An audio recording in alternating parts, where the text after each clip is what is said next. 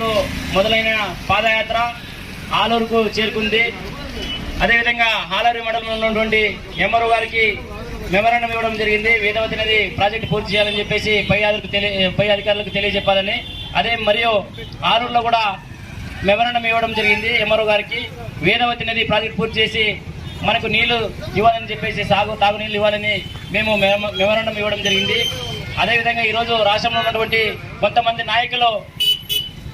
నాయకులు ఏం చెప్తారంటే జెండాలో జత కడతామంటారు, కట్టండి పర్వాలేదు. ఇంకో నాయకుడు అంటున్నాడు జనం గుండెల్లో గుడి కడతానంటాడు, కట్టండి పర్వాలేదు. కానీ ఈ ఆలూరులో వేదవతి నది ప్రాజెక్టును ఎప్పుడు కడతారా అని మేము ఈరోజు అడుగుతున్నాం. ఎందుకంటే చిన్న చూపు మన ఆలూరు నియోజకవర్గం పైన. ఇక్కడ మన ఆలూరు తాలూకాలో ఉన్నటువంటి నగర్ రిజర్వ్ అట్లనే ఉంది, వేదవతి ప్రాజెక్ట్ కూడా అట్లే ఉంది. కానీ మీరు మాత్రం జెండాలు జత కడుతున్నారు, జనం గుండెల్లో గుడి కట్టడానికి మీరు చేసుకుంటున్నారు. ఇక్కడ రాయలసీమలో ఉన్నటువంటి ఎంతో మంది ముఖ్యమంత్రులు అయినారు, కానీ మంత్రులు అయినారు. ఇక్కడ ఆలూరు తాలూకా అభివృద్ధి మాత్రం అక్కడే శూన్యం ఉంది.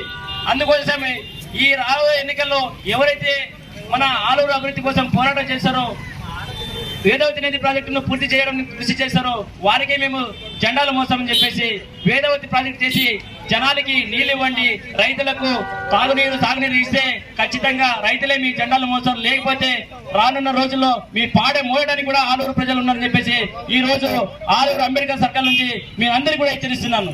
ఎందుకంటే రాయలసీమ ద్రోహులుగా మిగిలిపోకుండా రాయలసీమలో ఉన్నటువంటి పెండింగ్ లో ఉన్నటువంటి ప్రాజెక్టులు పూర్తి చేసి ఖచ్చితంగా రాయలసీమలో ఉన్నటువంటి ప్రజలే మీకు దేవుడు అవుతారని చెప్పేసి, లేకపోతే మీ పాడిని మోయడానికి మేము సిద్ధంగా ఉన్నాము.